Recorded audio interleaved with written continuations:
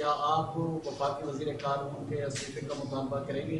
اور دوسرا، اسلام آباد میں متعدد بار بلدیاتی انتخاب ملتوی کیے جاتے ہیں اور ایک دفعہ پھر ملتوی کیے جا رہے ہیں، تو اس پہ کیا کہیں؟ دیکھیں، میں بلدیاتی پہ تو سیکرٹری جنرل کو بھی کہوں گی کہ وہ بھی تھوڑا سا رائے اپنی دیں، لیکن جہاں تک سیکرٹری جنرل صاحب نے میرے خیال ہے بات کی ہے، وہ بڑی امپورٹنٹ بات ہے اور وہ غور طلب بات ہے جو انہوں نے کہی ہے کہ آپ صرف یہ نہیں کہہ سکتے کہ آپ نے یہ ڈاکیومنٹ ابھی پڑھا ہے. میں خان صاحب کہہ رہی ہوں، یہ ابھی انہوں نے جو پڑھا ہے، پہلے تو دیکھیں ایک آرڈیننس پاکستان کی تاریخ میں یہ پہلی مرتبہ ہوا ہے کہ جیسے میں نے کہا کہ کالے قانون کی بھی ایک تاریخ ہے، بڑے قوانین کالے قوانین آئے ہیں، لیکن ان کالے قوانین کی تاریخ میں بھی یہ تاریخ پہلی تھی کہ ایک آرڈیننس آ گیا جس میں صدر کا اپروول ہی نہیں ہے، ان کا دستخط ہی نہیں ہے اور پروملگیٹ ہو گیا.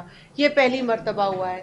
یہ صرف نیگلیجنس نہیں ہے، یہ کرمنل نیگلیجنس ہے، اور ایک کرمنل نیگلیجنس کو کیسے ڈیل کرنا چاہیے یہ لا منسٹر صاحب کو بخوبی اس کا علم ہوگا. مجھے ان کو یاد دلانے کی ضرورت نہیں ہے، صرف یہ کہہ دینا کہ جی یہ ایرر ہو گیا تھا، یہ ایک مس انڈرسٹینڈنگ تھی. آئی ڈونٹ تھنک اٹس انف.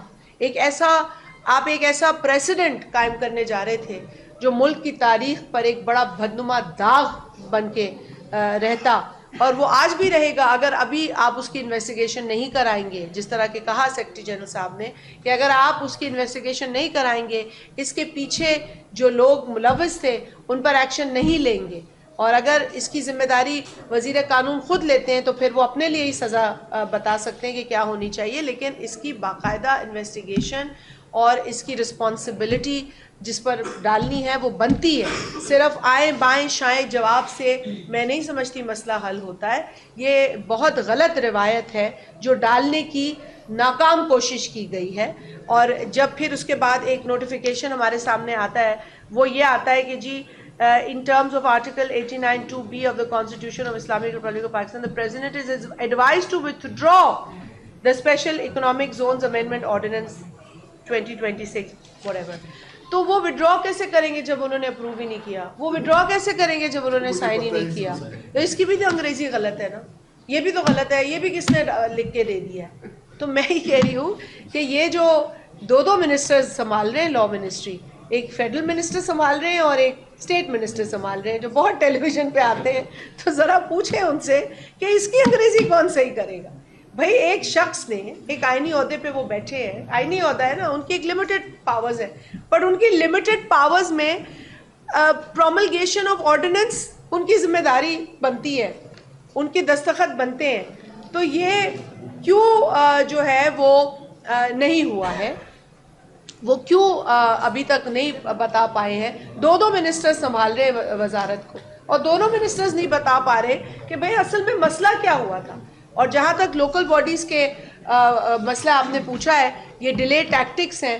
ہم تو کہتے ہیں کہ جی 3 ٹیئرز آف گورنمنٹ ہونے چاہیے، اور یہ 3rd ٹیئر بہت امپورٹنٹ ہے کیونکہ یہ لوگوں کو ڈیلیور کرتا ہے گراس روٹ پر.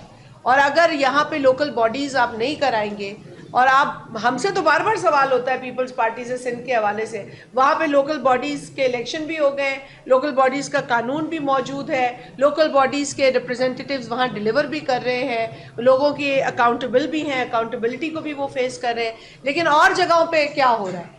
جو مطلب ہمیں تو بڑے سرمنز دیے جاتے ہیں، بڑا درس دیا جاتا ہے، لیکن ہمیں بتائیں کہ جہاں ضرورت لوکل باڈیز کی ہے وہاں بجائے اس کے کہ آپ لوکل باڈیز کو کرائیں الیکشنز کو، وہاں آپ ڈیلے ٹیکٹکس کر رہے ہیں، ڈیلے کر رہے ہیں. میں کہوں گی سیکرٹری جنرل صاحب آپ بھی تھوڑی سی روشنی ڈالیں اس پر، اپنی رائے دیں اس پر. یہ بڑا اہم ایشو ہے. آپ بھی سوال لے لیں، دے دیں. جی دیکھیے چلے آپ کریں. جی بالکل، پاکستان پیپلز پارٹی کا موقف بالکل واضح تھا. پاکستان پیپلز پارٹی نے ہمیشہ پبلک پرائیویٹ پارٹنرشپ کی بات کی، کیونکہ میں پرائیویٹائزیشن کی اسٹینڈنگ کمیٹی کی ممبر بھی ہوں، تو ہم نے بہت وضاحت کے ساتھ نہ صرف اپنا موقف پیش کیا بلکہ اسی لیے یہ سب کمیٹی تشکیل دی گئی تھی تاکہ ان عوامل کا بھی جائزہ لیا جائے جس کی وجہ سے پی آئی اے کی یہ سچویشن آ گئی کہ ہم ایک قومی ایئر لائن کو جو پاکستان کی شناخت ہے اس کو پرائیویٹائز کر رہے ہیں کوڑیوں کے داموں. ٹھیک ہے، جو قرضے ہیں وہ پاکستان کے پاس رہ گئے ہیں، اور جو ایئر لائن ہے، جو اس کے ایسٹس ہیں، جو اس کے روٹس ہیں، وہ جو ہے پرائیویٹائز ہو گئے. تو پاکستان پیپلز پارٹی نے ہم نے بات کی کہ جو امپلائیز ہیں ان کو آپ پروٹیکٹ کریں. ایک عجیب قسم کی مت کریٹ کی گئی تھی کہ جی کیونکہ پی آئی اے میں زیادہ افرادی قوت ہے اس وجہ سے پی آئی اے نقصان کا باعث بن رہی ہے. یہ تمام مت جو ہے اس کو اصل حقائق کو ہم سامنے لے کر آئے, اور یہ رپورٹ کل بھی ہم نے شیئر کی تھی, اس کی کاپیز ابھی بھی موجود ہیں. اگر آپ دیکھیں تو آپ کے سامنے آ جائے گا. اگر امپلائیز کی بات کی ہے, اگر ایک ادارے کی بات کی ہے, اگر اس کی شناخت کی بات کی ہے, اگر اس کے اندر سسٹینیبلٹی کی بات کی ہے, وہ صرف پاکستان پیپلز پارٹی نے کی ہے. بہت شکریہ. اور آپ اسلام آباد پہ آپ بتا دیں گے, میرا خیال ہے سیکرٹری جنرل بھی بات کرنا چاہ رہے ہیں. شکریہ. شازیہ بی بی نے تفصیلاً لوکل باڈیز پہ بات کی, اور ہم سمجھتے ہیں کہ جس طرح 3 ٹیئرز آف گورنمنٹ کی بات ہے تو نیچرلی ہم خود بھی لوکل گورنمنٹ میں رہے, میں خود بھی ڈسٹرکٹ ناظم رہا ہوں, اس طرح تو زیادہ آپ ایفیکٹیولی لوگوں کے مسئلے حل کر سکتے ہیں. تو چاہیے تو یہ کہ فوراً الیکشن بھی ہو جائیں, لیکن جس طرح شازیہ بی بی نے کی کہ شاید حکومت ڈیلے کیوں کرنا چاہتی ہے, یہ ان کو زیادہ پتہ ہوگا کہ کیوں ڈیلے کرنا چاہتی ہیں. ہماری تو مطالبہ یہ ہے کہ اس کو فوراً سے الیکشن کروائیں. بہت شکریہ. بہت شکریہ. بہت تھینک یو. شکریہ.